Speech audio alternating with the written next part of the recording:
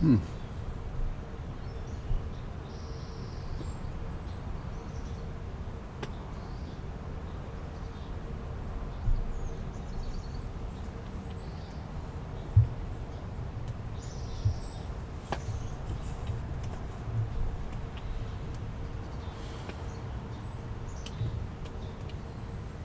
Hmm.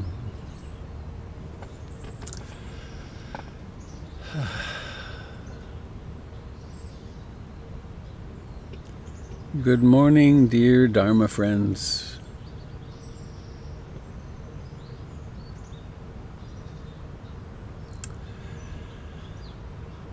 It's July the 28th. 29, 30, 31, 1, 2, 3, 4, 8 days to the Tough Shed delivery and installation. That's kind of exciting. I'm Robert Beatty. I'm coming to you through Zoom and through Facebook and YouTube. Good morning. From Beaverton, Oregon, pretty close to the Portland Insight Meditation community. Our beautiful meditation center over in the southeast edge of Portland. So we're gathering here. It's so lovely to see so many familiar faces. It really is a sense of coming into the meditation hall in the morning on retreat, and well, there's that person. Yes, oh good. She's looking really sleepy this morning, or he's looking really alert this morning, or that's a really nice feature of retreat when we get to be together. There's really even though we're not talking, there's a lot of community, as is happening here. So I want to begin with a poem.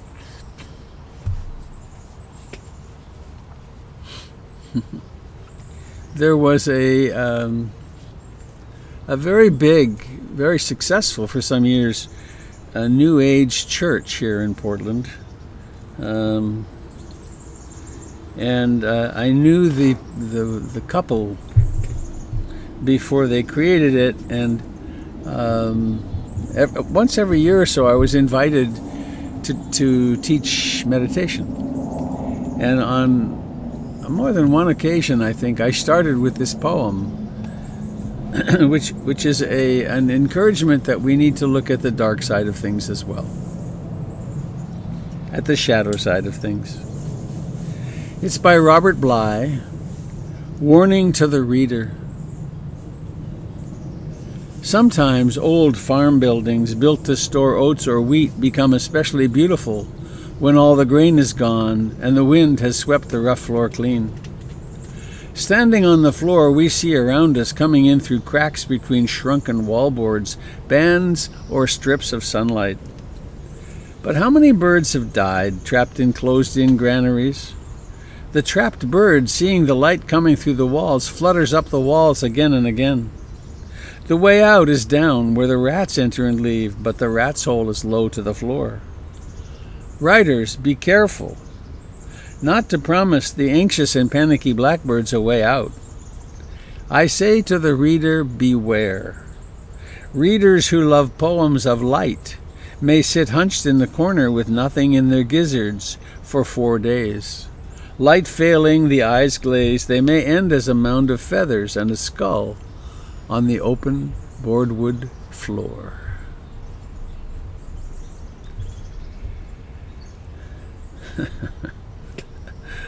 Sometimes old farm buildings built to store oats or wheat. I'd like to be Robert Bly, but it hurts my throat. Sometimes old farm buildings built to store oats or wheat become especially beautiful when all the grain is gone and the wind has swept the rough floor clean. Standing on the floor, we see around us, coming in through cracks or cracks between shrunken wallboards, bands or strips of sunlight. But how many birds have died, trapped in closed-in granaries? The trapped bird, seeing the light coming through the walls, flutters up the walls again and again. The way out is down, where the rats enter and leave, but the rat's hole is low to the floor. Writers, be careful not to promise the anxious and panicky blackbirds a way out. I say to the reader, beware. Readers who love Poems of light may sit hunched in the corner with nothing in their gizzards for 4 days. Light failing, the eyes glazed, they may end as a mound of feathers and a skull on the open boardwood floor.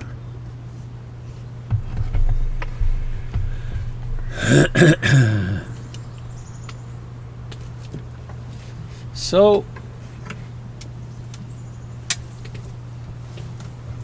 our task is to embrace all the polarities,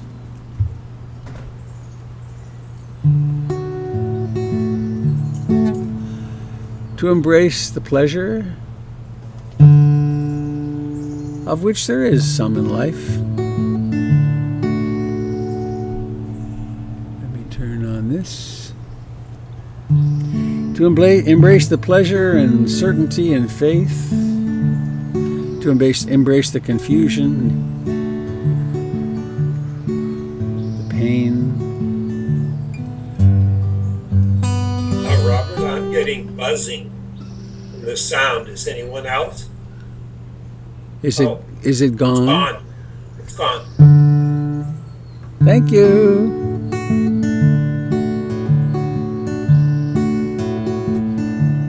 I take refuge in the Buddha, the one who shows me the way in this life. Namo Buddhaya, Namo Buddhaya, Namo Buddhaya.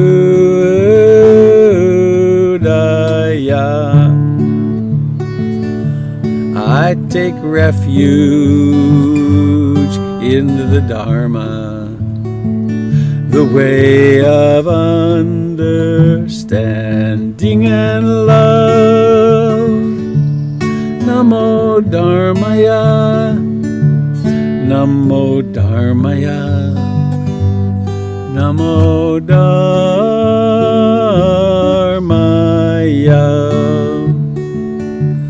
I take refuge in the Sangha, the community of mindful harmony. Namo Sanghaya, Namo Sanghaya, Namo Sanghaya.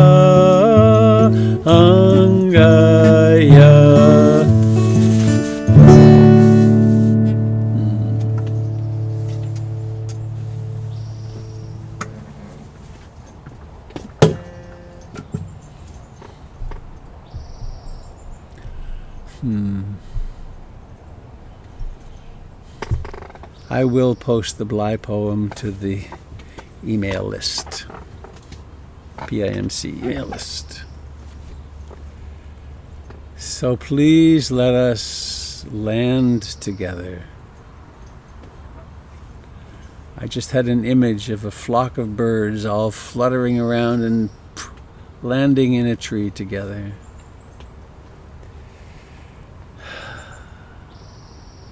Let's be here.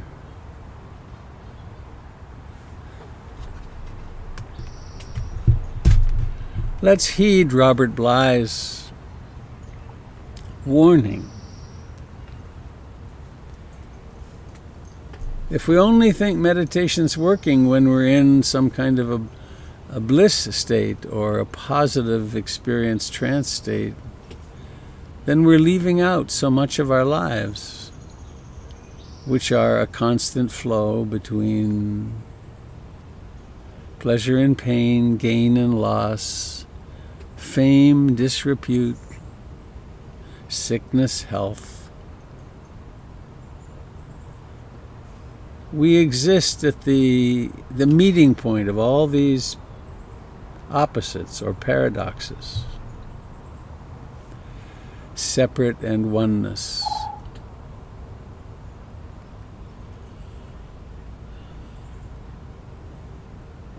Coming home to this body, this familiar body,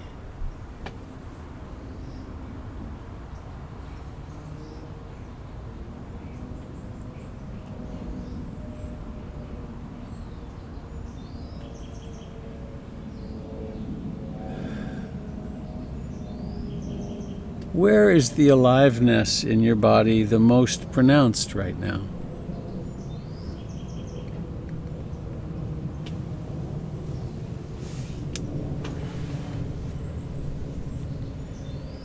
Are there regions of different temperatures?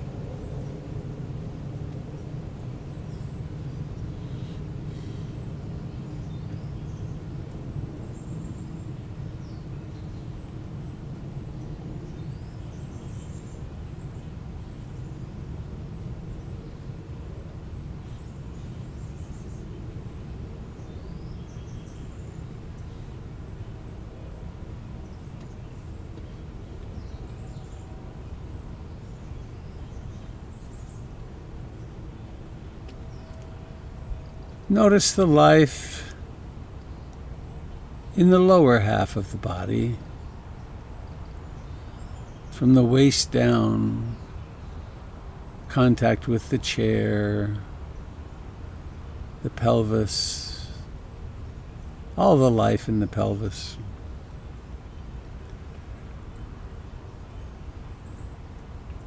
So much happens here. And up from the waist to the chest, armpits, shoulders, neck, face.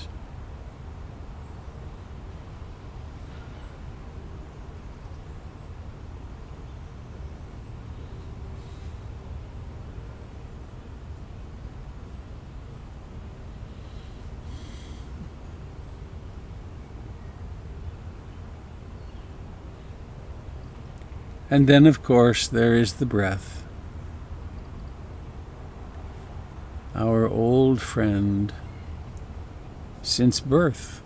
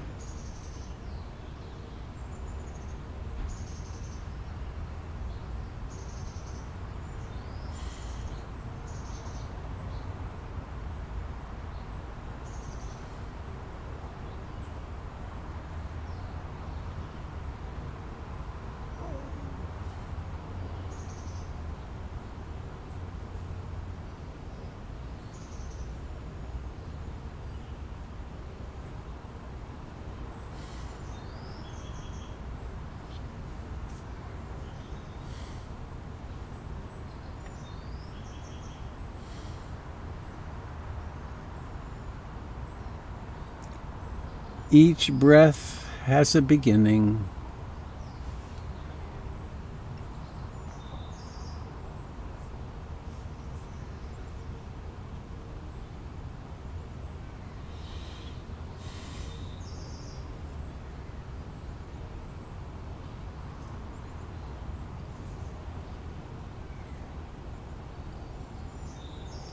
Each breath has a rising to fullness.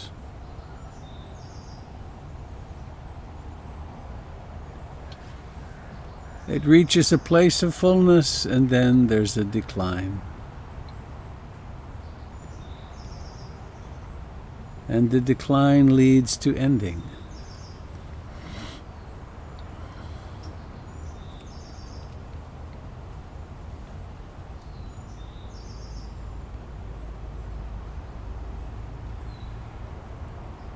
If we aspire to wisdom,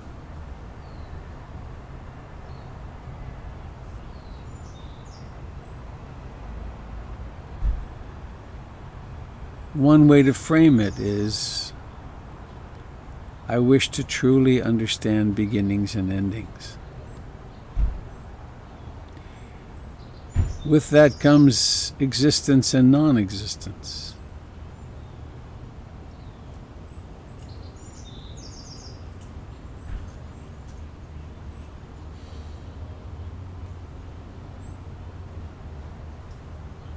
To understand anicca, impermanence, is to understand the Dharma, to be the Dharma.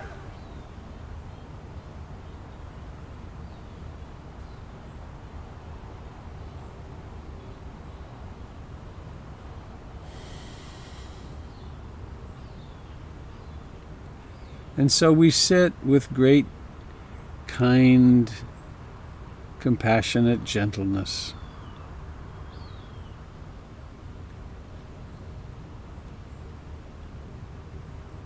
Using the mind's capacity to focus, to land in the sensations of breathing, to abide there. Sounds come and go.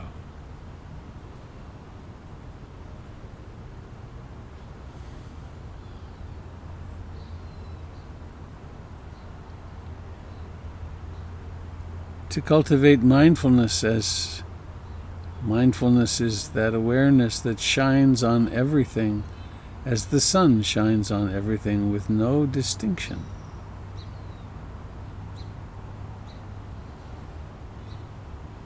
Thoughts, feelings, emotions.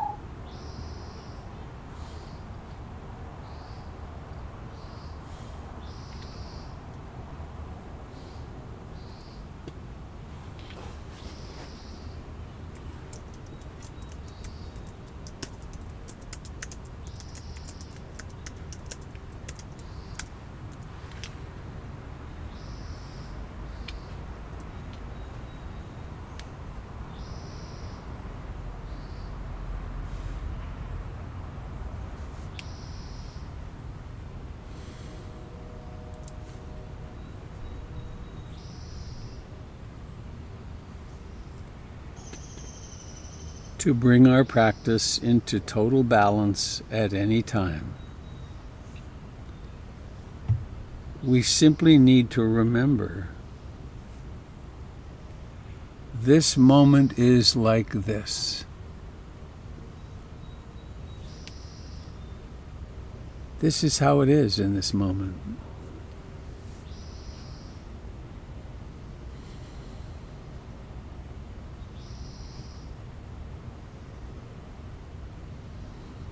The energy level is like this. The awakeness or sleepiness is like this. The amount of concentration is like this.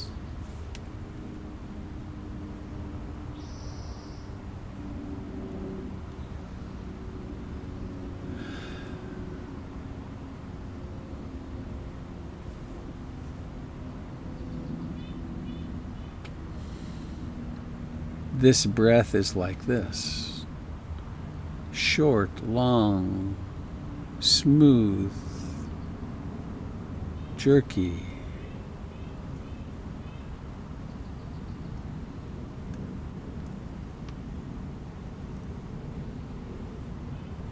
We pay attention to the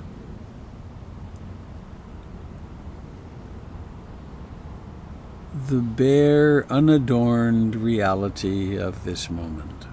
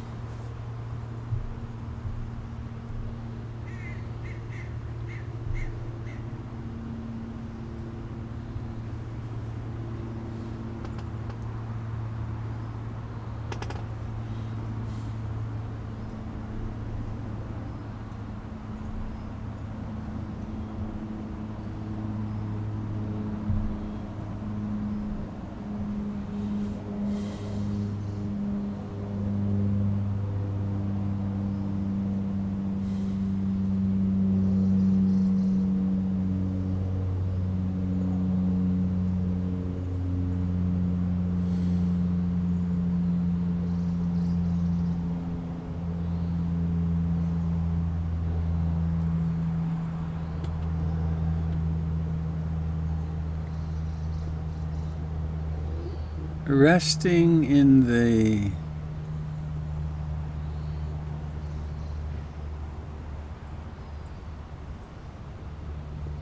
knowing of what's happening.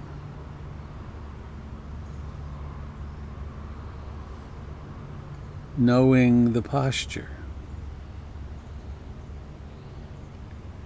In this moment, the body is shaped like this.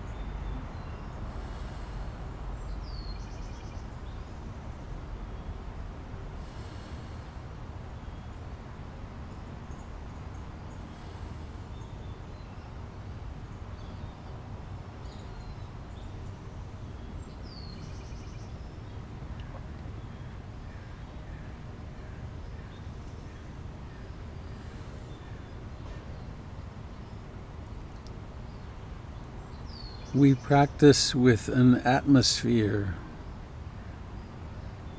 an intention of loving, of metta.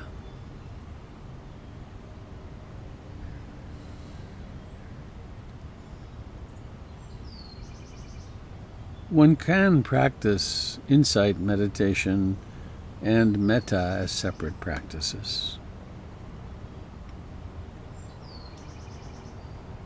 And at some point they become one.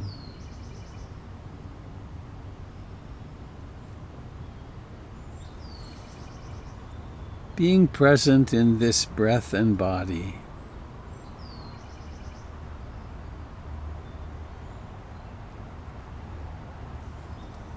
fully engaged, willing to experience exactly what's here.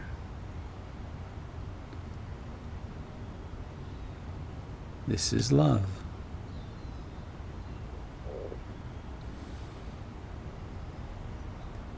If there's suffering or pain, physically, emotionally,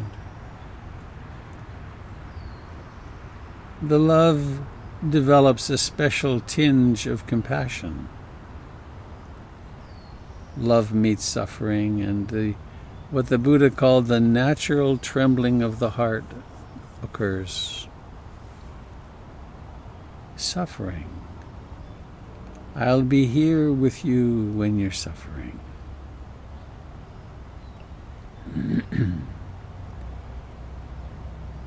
So we approach each moment with great love.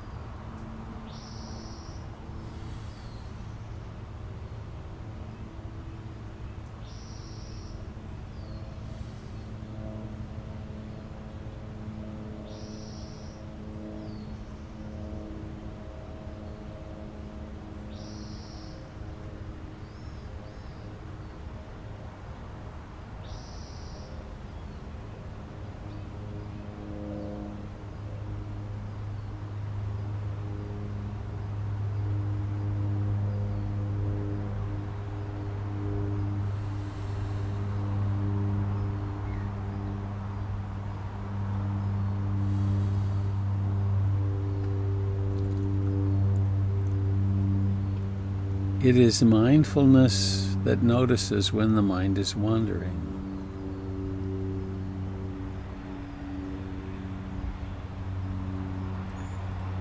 Because of our intention to use the breath as home base, stabilizing spot, we then use concentration to bring the mind back to that chosen observation point. Mindfulness then also can illuminate the degree of concentration, knowing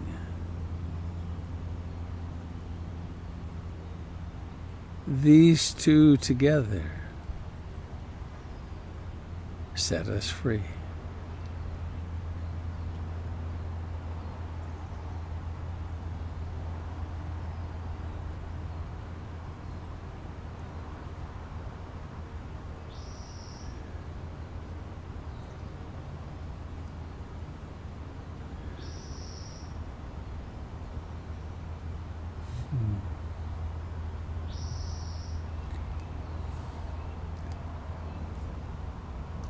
Please let us imagine that there is a source of infinite love coming through the heart.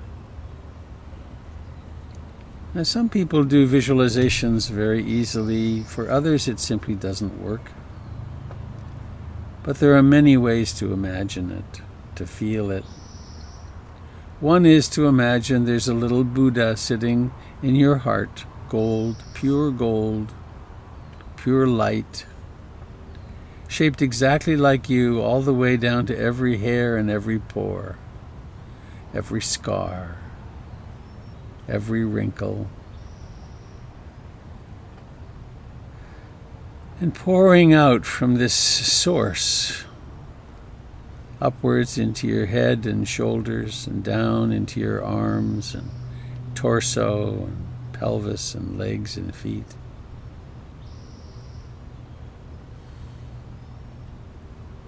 You might use some familiar metta phrase for this. May I be happy.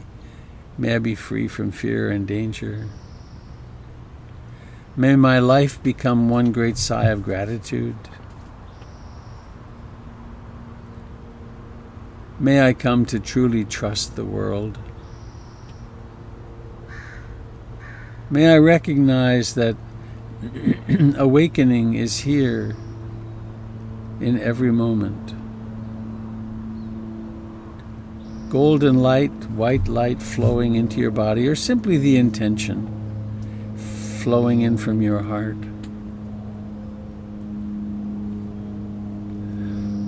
Filling you. Filling the places where you're wounded psychologically and emotionally. Filling the places of fear and despair, and strengthening the joy and compassion. And letting now this golden being grow. And grow and grow until his or their skin is exactly contiguous with your own. In fact, you become this glowing Buddha. Feel the glowing, feel the aliveness at your body, at your surface, and radiate this out into the world.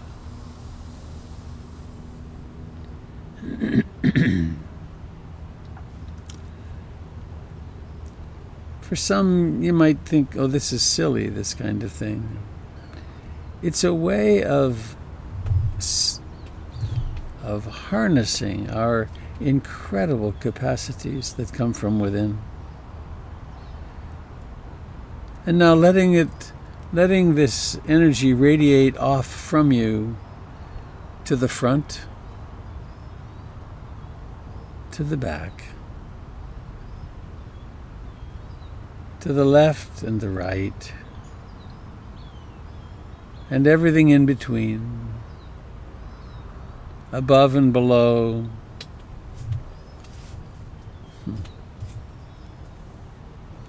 Radiating this to your loved ones.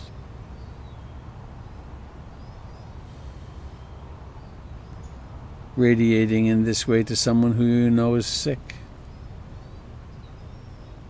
hurting.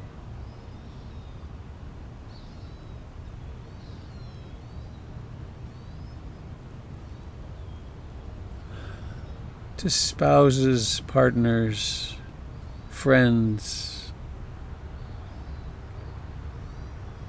to those person or persons you cherish as the enemy, as the evil one.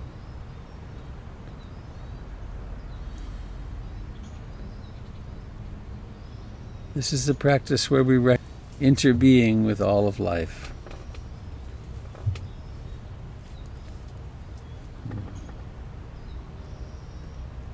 Reminds me of the last 4 repetitions on the Avett Brothers song. It ends with, I have no enemies, 4 times. I have no enemies.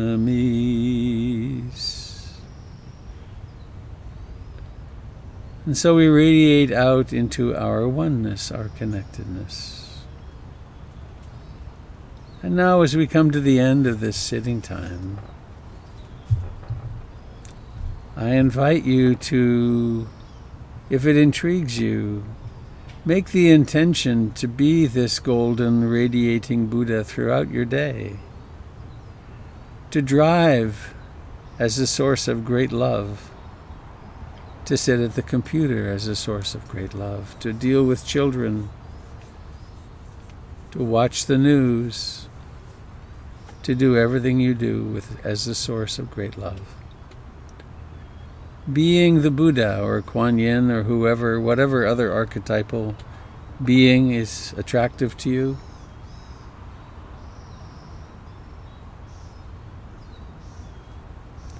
and now, when you're ready, bringing awareness into the face and the eyes. And then notice the work that it takes to let the eyes open, to lift the lids, and see what it's like to do this as the Buddha, as a fully awakened one. How would you see your family differently? How would you see the people on this flat little screen differently? How would you see it if you realized that they all too were this radiant source of infinite love?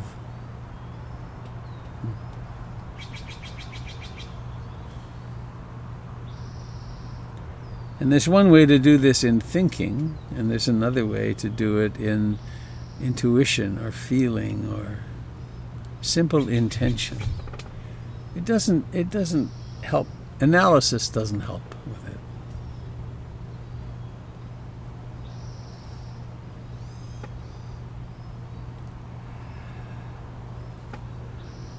So I thought this morning I would speak for just a few moments about the two mental factors, concentration and mindfulness. And they do this with each other. As my teacher Munindra said, they are like hand washing hand. Concentration and mindfulness. Mindfulness is this mysterious, utterly mysterious capacity of knowing what's happening. Sound, hearing, thought, memory. It's the way we tease apart the past and future so that we don't take them as though they were so true. Mindfulness allows us to be attentive to the thoughts that are occurring, and therefore helps us steer our way through life. Concentration, on the other hand, is this capacity to take an object and stay there. And we practice this endlessly with the breath. We wander off, awareness notices it, we come back and make contact, and make as intimate contact as we can. And then we try to stay there. And over time, we learn how to pay attention to something very subtle like the breath. It's not intense like, it's not cheesier, saltier, faster, brighter. It's just the breath. And when we can do that, then we can use that mindfulness, awareness, and concentration to actually penetrate into phenomena and see their truth of impermanence, unsatisfactoriness, and that there isn't a self in there. But this simple exercise of mindfulness of breathing is foundational for all the other explorations. Mindfulness of feelings, mindfulness of the stories, the childhood stories, the mythology we have of our early lives, and our emotional processes. So I think it can be helpful to realize that these are the two core mental factors. We also practice curiosity and persistence and tranquility and many other things, patience. But to have mindfulness and concentration as something in our purview, something that we can actually realize, I'm exercising this right now. And then this practice of going through the world as the Buddha, that's a fun one. See what it's like to do that, if that attracts you today. All right, I have a few announcements. We're coming close to the time to join Robert and Kendall on this Saturday, 9 a.m. to 2 p.m. We're having a day of mindfulness. And it'll be a lot of quiet, and I think you would find it really quite interesting. And then I need to shift to this. There is happening tonight at 7 in other times it would be a book signing party, but we're just going to have a little Zoom gathering online I still have no idea what we're going to do, but we'll have something. There will be hors d'oeuvres, of course.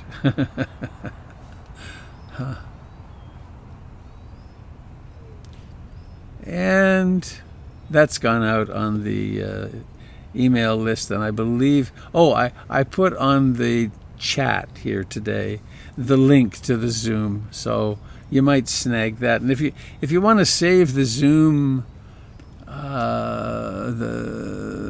chat, if you go into chat, down on the right there are 3 little buttons, and if you click on them, you'll see there's a save chat, and then you can get all the resources that are in the chat. Okay, I think that's all I want to say this morning. So I invite you for your voice to be what comes over this with the crows next.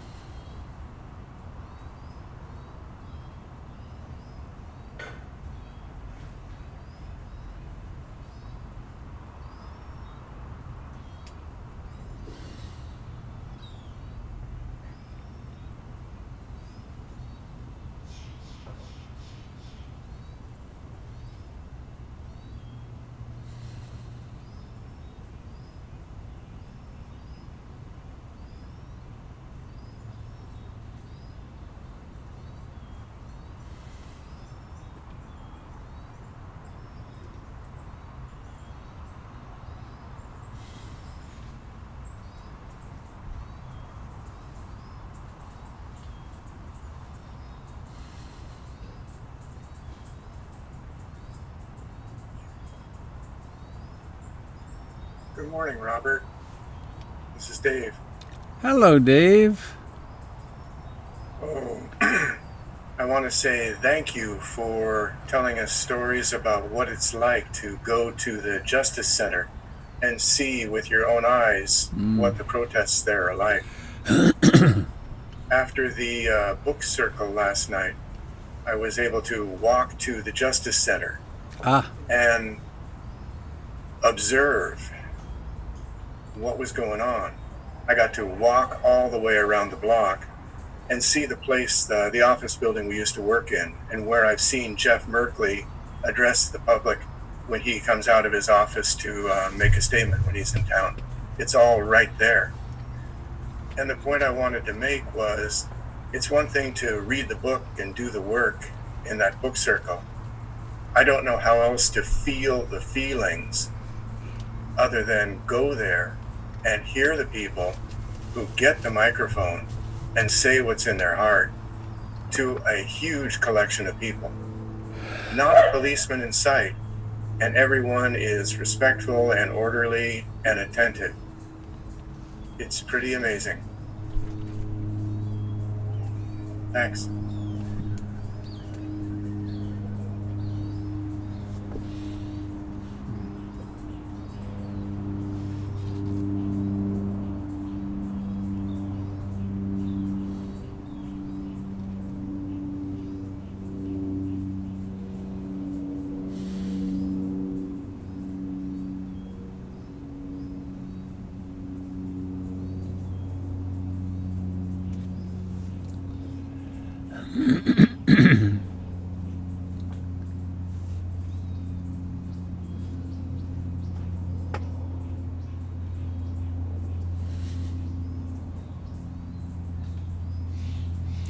It's always kind of a mixed bag when you get so many people together and so much emotion.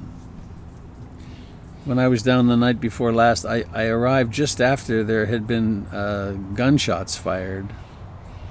And there were a lot of police, 6 or 7 police cars, and then suddenly one of those trucks carrying 50 police on the outside, they have their arms hooked on a thing, and suddenly, boom, they're there.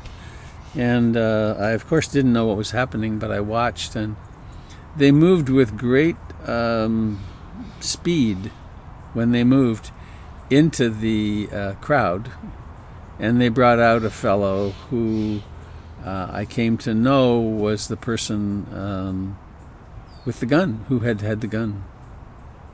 So it's such a conundrum. We do need some policing.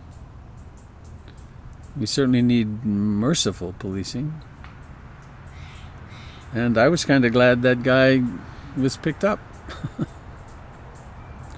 I talked about this yesterday, I also had a half-hour conversation with a homeless black man.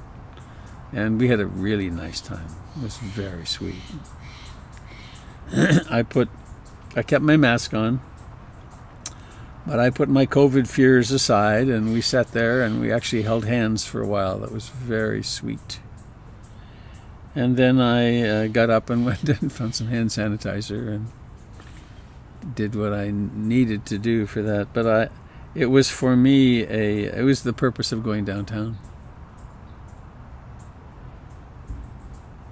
Who knew?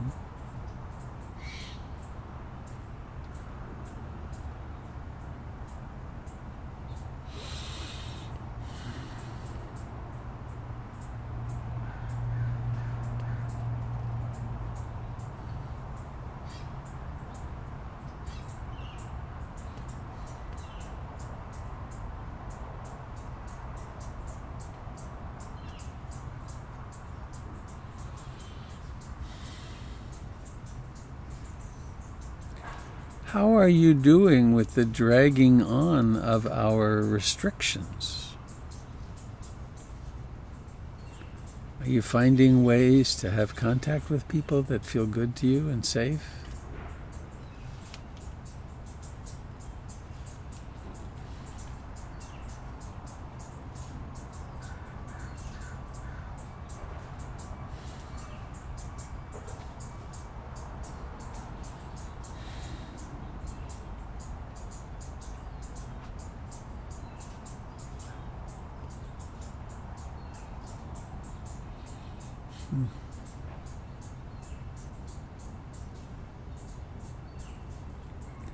I guess I want to say this too.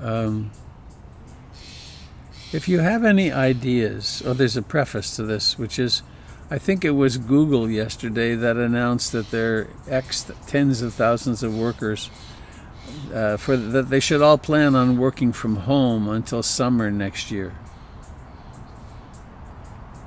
And I think it's not unlikely that we won't get to be in PIMC until summer next year. And so I want to invite you to connect with me if you have any idea of other ways we can, any other needs we have, any other ways we can support one another. Please send me an email, robert@robertbeatty.com. I mean, we have lots of stuff happening in the evenings, and this retreat coming up, and Doyle's doing an NVC thing, a practice group.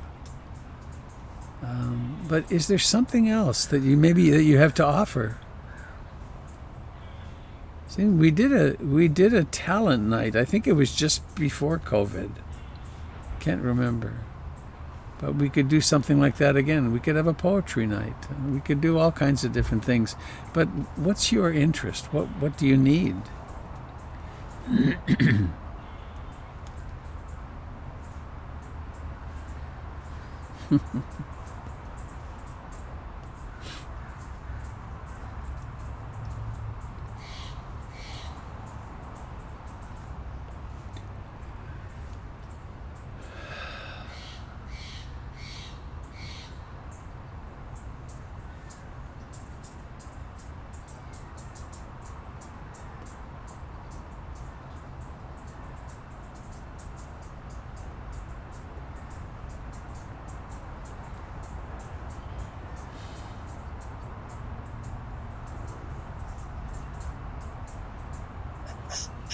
Good morning, Robert. It's Rebecca. Hello, Rebecca. Good morning. I'm out at the coast today. I have a place to stay out here, and my sister lives out here, and so I've been spending some time with her. In response to your question, most of my interaction with people is by Zoom, FaceTime.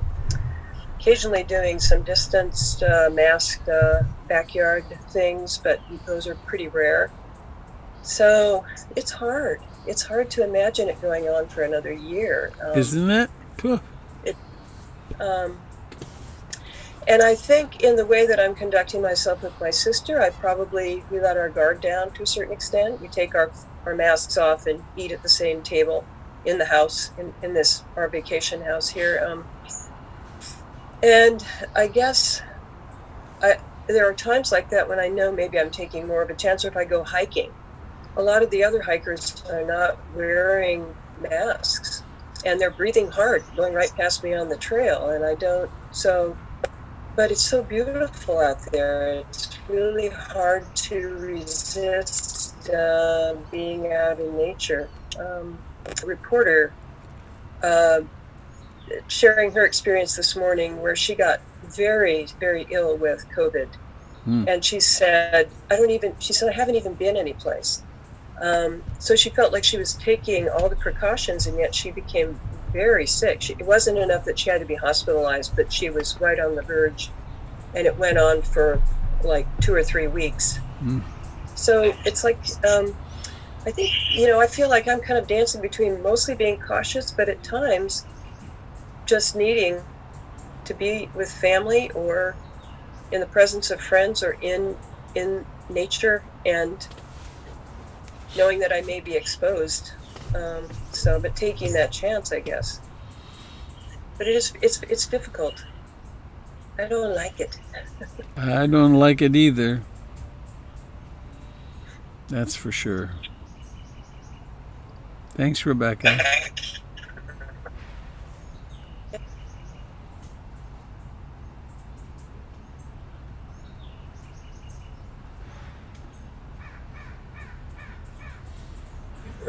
Hey, Robert, I wanted to ask a question about the police. When you were down there, Yeah. you said they were not present until the gun was fired. Well, when I got there, some minutes, maybe 15, maybe I don't know how long after, when I arrived, there were 7 police cars. I drove past them and then parked. There were 7 police cars, and then this squad of guys showed up on the truck. And after they removed that individual, then did they disperse? They all disappeared. Boof, gone. Boy, it sure sounds like that was a pretty amazing piece of policing work. It was respectful. It what what? you're saying. Everyone there, and the only focus was to maintain safety, and they got on the person who was a threat really quickly. Yeah.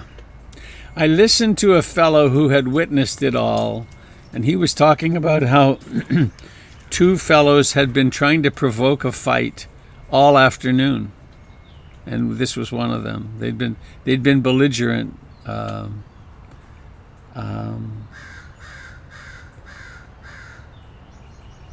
Yeah.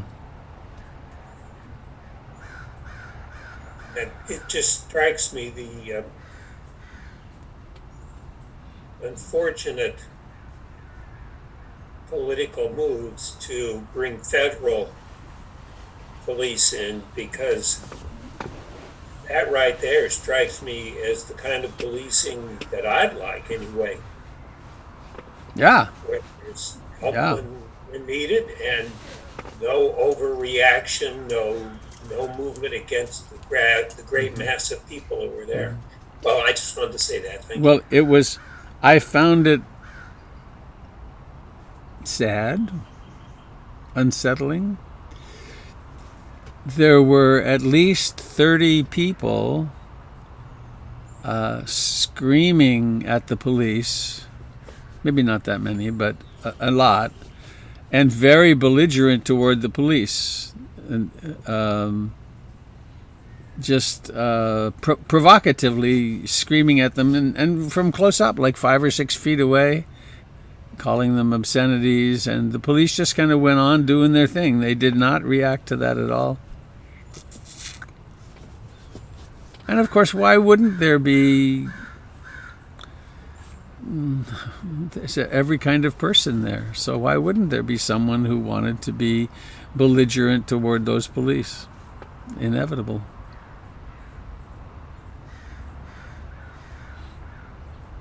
In fact, I saw what seemed to me like inebriation and mental illness among some of the people who were being very belligerent.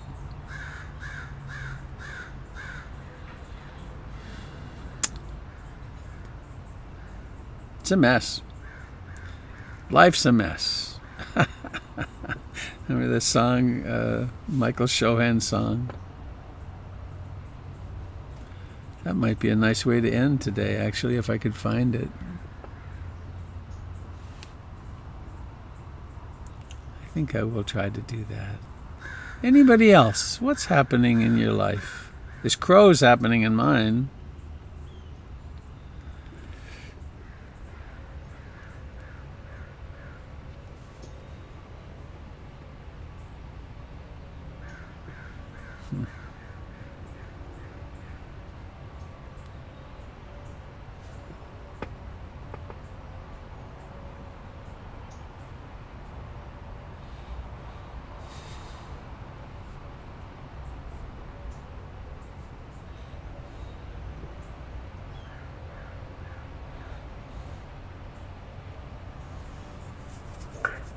Hi, Robert.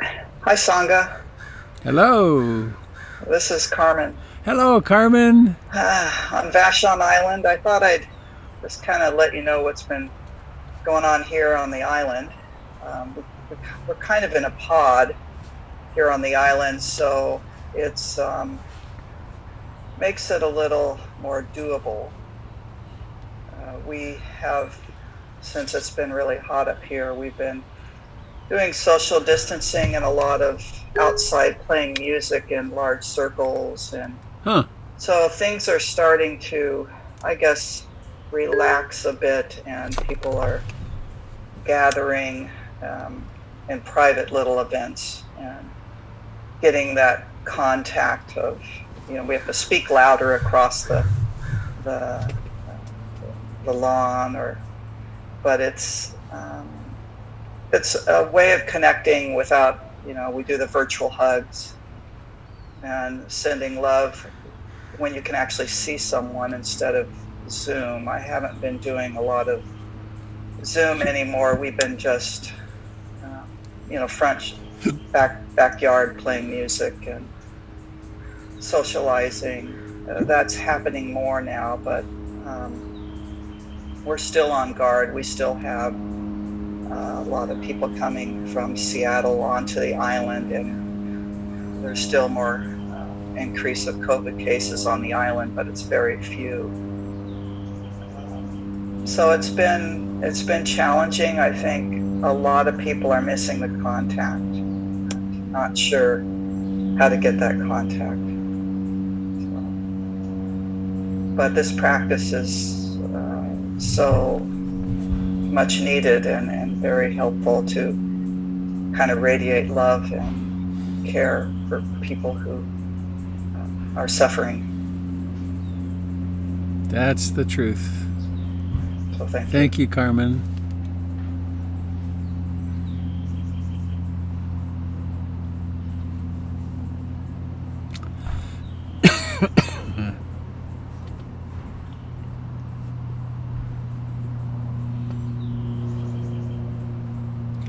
Well, is anybody sitting with something on the heart that you'd like to share?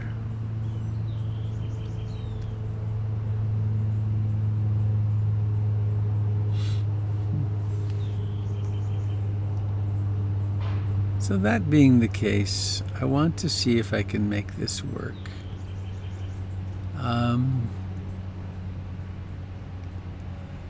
I think I do it that way. Okay, let me come back. I do it from within Zoom. Shit. This is a song by Michael Shohan and Brad Andrews. Michael wrote this, I don't know, 15 or 20 years ago, and I played it on retreats, and it's a real beauty. I love the refrain at the end, so let me see if I can do it. Here we go. Then I want to share computer sound. Turn on original sound. There we go. And now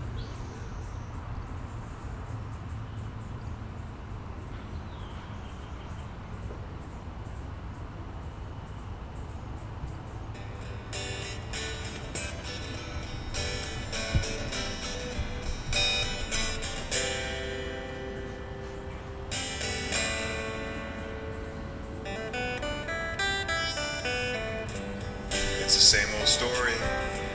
You can't open a newspaper these days or turn on a TV news show without being instantly hammered by some obscenity. People doing this to each other, people doing that. It's messy. I remember the first time I heard the phrase, life's a mess. It was my father talking about the assassination of Medgar Evers, then later Malcolm X and Martin Luther King. And I heard my grandparents say it, talking about the Great Depression and the Newark neighborhood where they lived and where my grandfather ran his drugstore. I'm sure their parents said it too, before the turn of the century, deep in Eastern European mountains, dreaming of the promised land.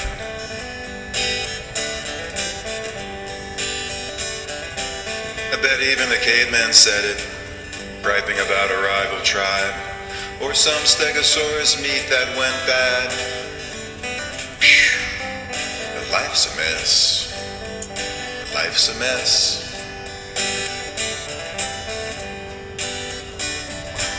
Still somehow in all that darkness, light seems always to find itself again. Then there's hope, sometimes even glory.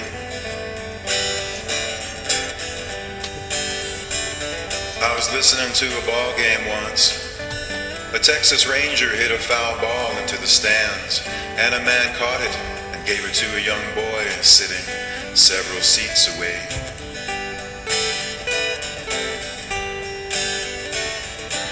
The young boy high-fived the man, and I heard the radio announcer say, "Those two are strangers. Look at how beautiful they're being." Martin Luther King said, "The evil triumphant is somehow weaker than goodness defeated." Malcolm X said, "Peace be unto you. Peace be unto you." Peace be unto you.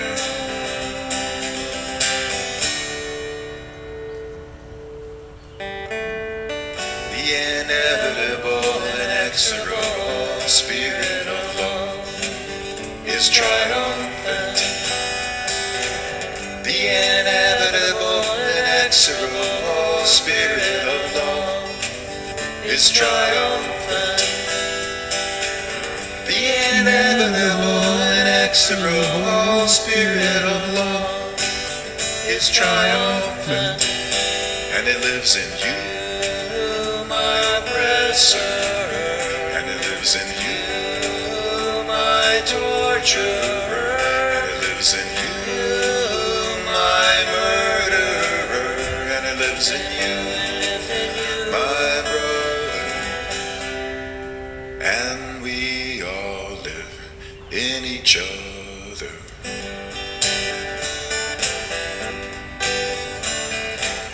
The inevitable, inexorable Spirit of love. The inevitable, inexorable Spirit of love. The inevitable, inexorable Spirit of love is triumphant.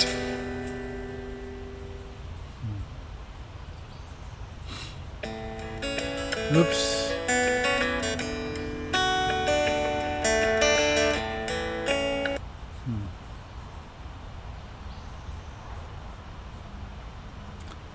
Well, isn't that beautiful? The inevitable, inexorable Spirit of love.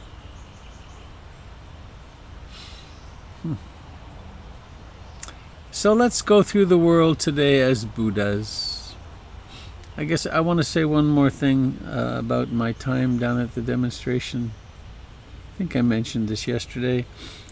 I was there early and I got to talk with one of the Black Lives Matter leaders.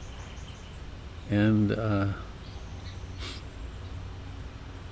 he was an amazing guy. I wish I could remember his terminology, but he pointed over to where the confrontations happen with the federales, and he said, don't even go over there. That's not about us, because that's taking sides, and that's creating divisions, and the entire teaching, these weren't his words, but the entire approach that we're having is that we're one. We are one, and we must all be.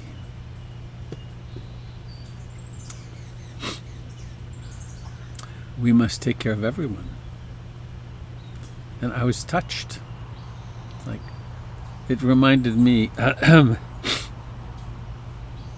tearful. When I went to Standing Rock, just at the end when it all collapsed, and one of the chiefs spoke, and he said the same thing. There are no sides. It's us.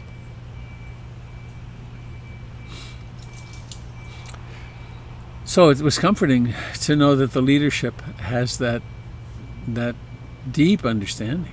It's beautiful.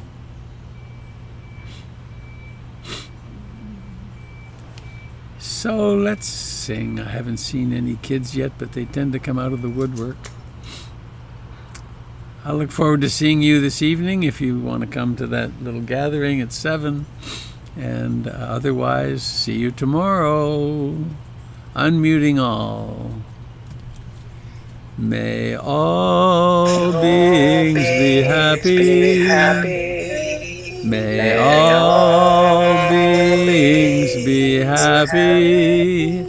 May all beings be happy. Sadhu, sadhu, sadhu.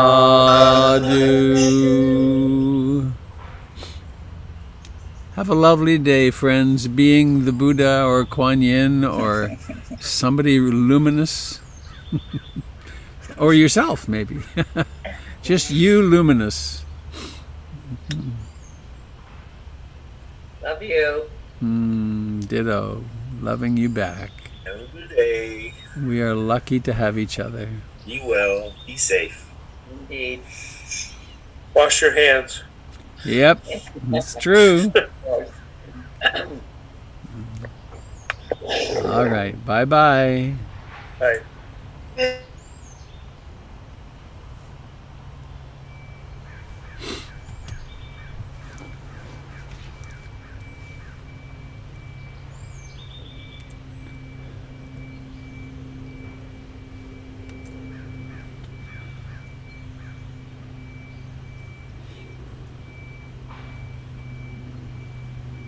Goodbye, dear friends on Facebook and YouTube. Thanks for joining us.